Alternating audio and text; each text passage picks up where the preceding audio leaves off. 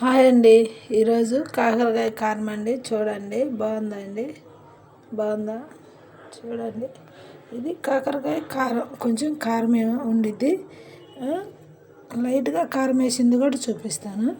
ఇది ఎలా కాకరకాయ కారం అండి.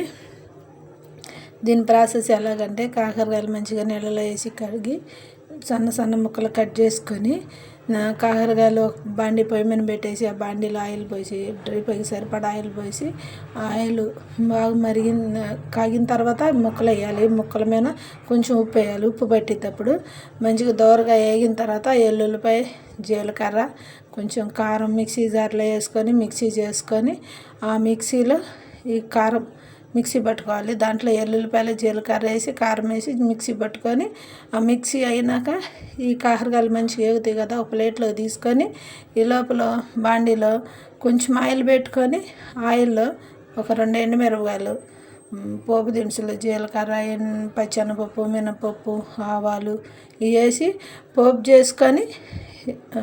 చేసుకున్న తర్వాత ఈ పక్కన పెట్టాం కదా వేపినవి కాకరకాయ ముక్కలు, అవి మళ్ళీ పోపులో వేసుకోవాలి.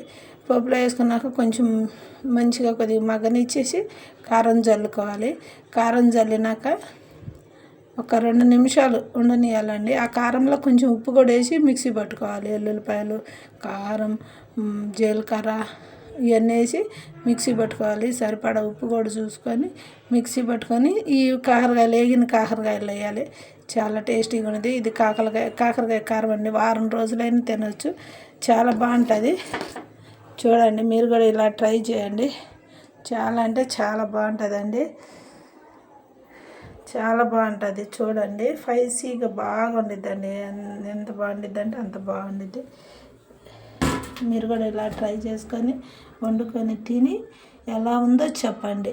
నా ఛానల్ని మీరు అన్ని ఛానల్ చూడండి, చాలా బాగుంటాయి వంటలు కూడా. మీరు చూడండి, మీకు నచ్చుతాయండి.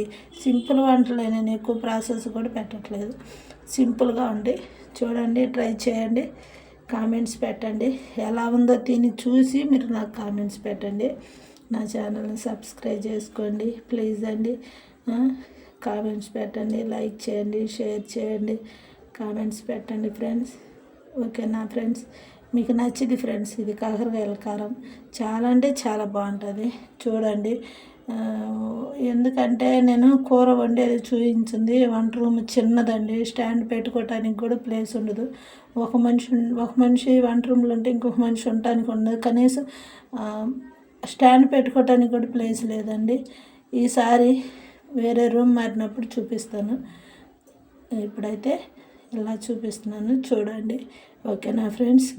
Bye friends, bye.